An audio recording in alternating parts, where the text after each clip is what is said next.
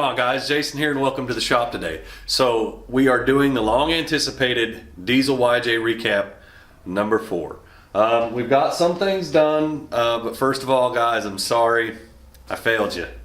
I thought this thing was going to be on tires by now. We got the rear end on tires but not the front end. I will explain why in the next video when we start putting the front end together, so make sure you stick around for that. But as far as right now goes, we're going to go ahead and flip through some of the videos of what we've done to get it to this point right here. Once again, we do have all the parts for the front end, so we're going to start putting that together in a series of videos here real soon.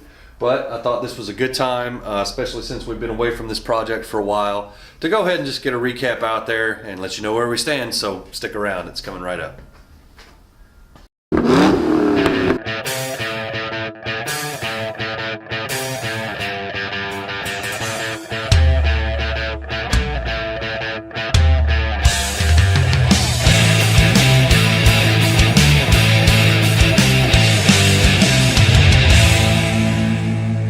Alright, what a pain that was. Alright guys, so here we are with the parts that we're going to be installing today. We have a steering box. This is a stock replacement steering box from rockauto.com. We're not putting any crazy tires or anything on this, so I don't think that we're going to need hydro assist or anything crazy like that. Another thing that we're going to be installing is our steering box brace from Mountain Off-Road Enterprises. Read through the instructions here. They're pretty straightforward, not a whole lot as far as the modifications or anything that you got to do. It's all pretty simple. This is the steering box bracket itself. We went ahead and cleaned this up, refurbed it, got it sanded down, painted up. So let's go ahead and get some of this installed. When you're getting ready to install this, the steering box bracket, you'll notice that there's an indexing dowel on here that corresponds with a hole next to one of the frame holes. So make sure that you've got that indexing dowel in there and everything fits nice and snug. Other than that, go ahead and pop her up there. I wanted to go ahead and show you guys real quick that you actually have to put this bottom bolt in before you thread this one up. If you don't, when you go to pull the steering box out, you'll see that that nut makes contact with this one. So let's make sure that you got this forward bottom bolt installed, and then you can go ahead and finish tightening up your steering box bracket itself. Torque for steering box bolts of 1995 is 65 foot-pounds. Once again, guys, this is a stock steering box. Nothing special about it. Stock replacement from Rock Auto. A little bit heavy, a little bit awkward to get started on the bolts here.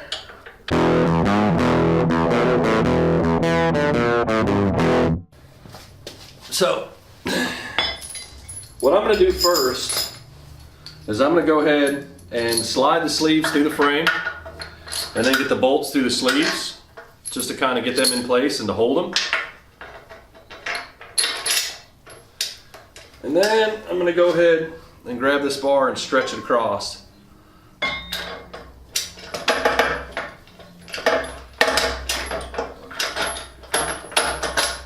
Now it seems like the powder coat is kind of grabbing the bolt as it tries to pass through a little bit. So I guess you got to go ahead and thread them through. Kind of just feels like it's a little bit bound up there, probably because the angle this is at. So we'll just go ahead and keep threading them through and bottom them out until the bracket's satisfied.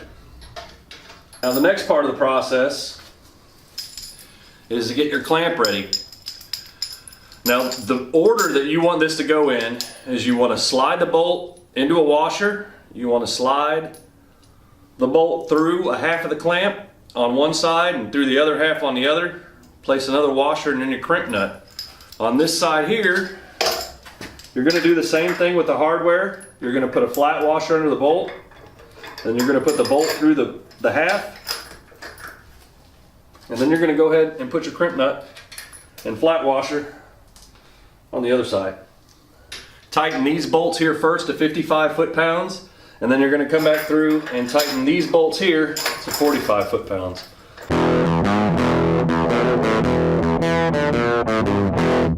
I'm not going to do a full bearing overhaul. I'm not going to remove the carrier. I'm not going to remove the ring and pinion, anything like that, simply because when the Jeep is finally up and on the road, I want to make sure the gears that are in it are going to be right for the powertrain, and provided everything feels good and it's not hunting for gears or anything like that, then we'll go through and do an overhaul of the entire thing. So I'm holding off on the bearing overhaul, but we're going to get to the rest of it right now. Hey, thanks for sticking around, guys. So this is going to be a big part of our subject matter right here. These are the rear brakes. They're pretty bad on both sides of the Jeep. The wheel seals are blown out on the wheel cylinders. The brake pads themselves are cracked and broken. So we're going to make sure that we go ahead and replace all of this. Now I'm going to go ahead and pull the diff cover so I can get the axle shafts out of the way.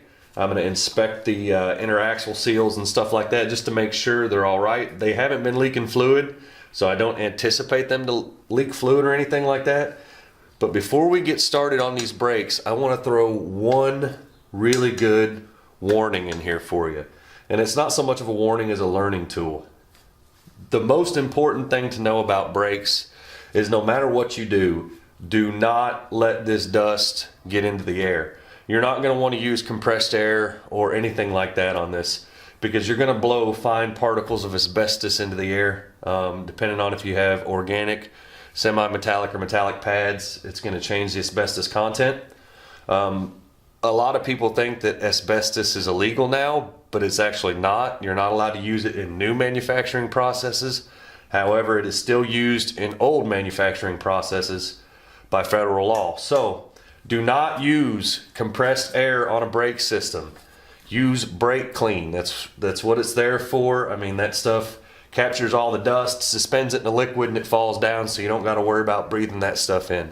So we're going to go ahead and get all this stuff brake cleaned and start disassembly.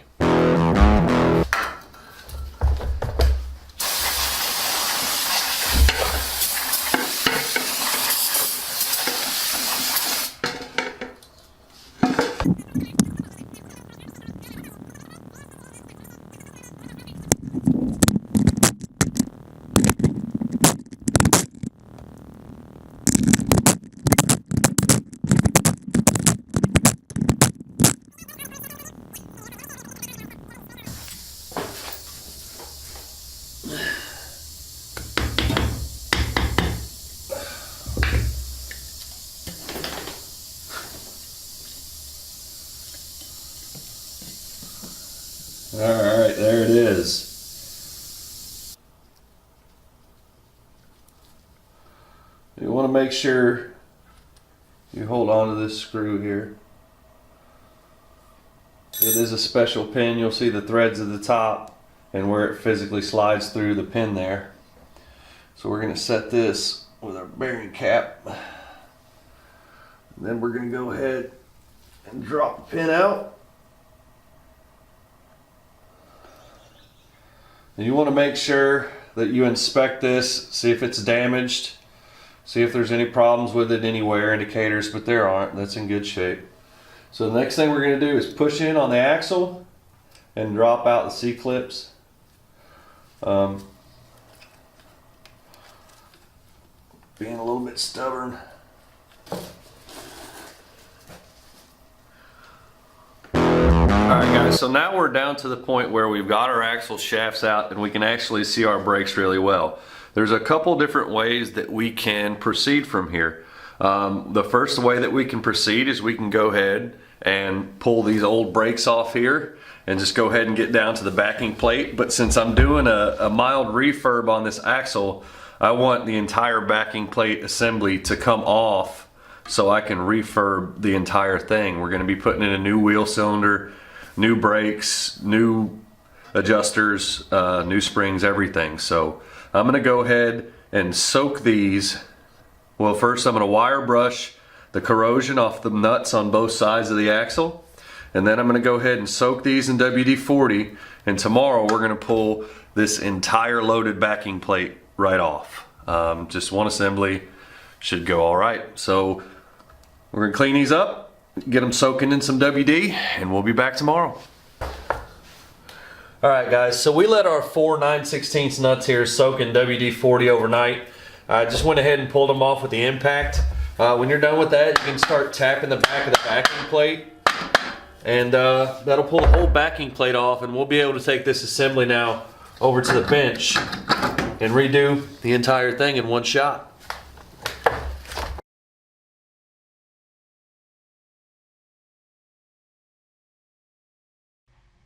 When I got the backing plates pulled off the axle and I got the brakes off of them, a quick trip to the sandblast booth, some self-etching primer, and some VHD epoxy paint went a long way.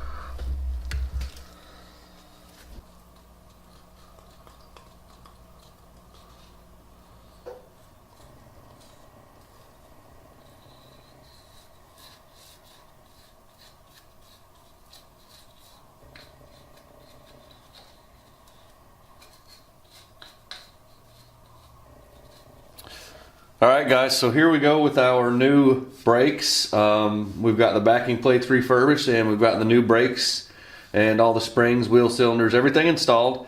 So the next thing that we're gonna do is go ahead and kind of put this thing in reverse. We're gonna throw our axle shafts back in, throw our differential together, and go ahead and get cleaned up for our new diff cover.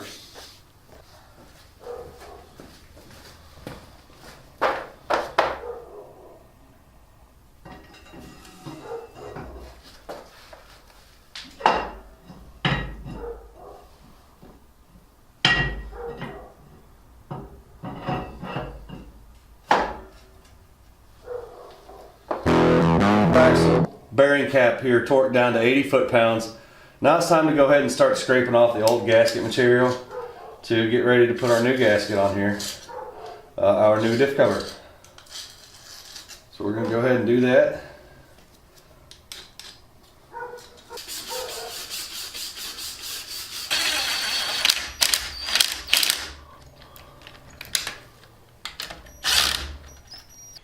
Alright guys, so I just wanted to give you your first look at the finished product.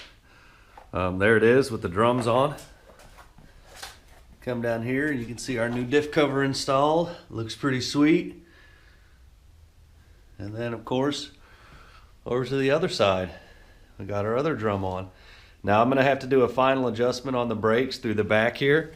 There's a small hole down there on the bottom right behind the jack stand. So I can't do it now, but as soon as I get this thing up on the tires here shortly, I will go ahead and do the final adjustment on the brake and put the rubber plug in there. So, all right guys, we got our back axle done. Let's go ahead and fill it full of diff fluid. It takes about 1 3/4 quarts, 1.7 liters, something like that. So just have 2 bottles of it and you'll be fine. So we'll go ahead and get that done and see what we can do about getting this thing on some tires, guys. It's awesome. All right guys, welcome back and thanks for sticking around. So as you can see from the videos, we do have the entire rear axle refurbished. We've got it up on wheels and tires. We've got a new brake line installed. We've got new brake cables installed, and we're going to be moving toward the front end. We've already got our steering box and our steering box brace from Mountain Off-Road Enterprises installed. So we've done a couple things there already. Coming up, we've got all the stuff to finish the front axle except the Posilock.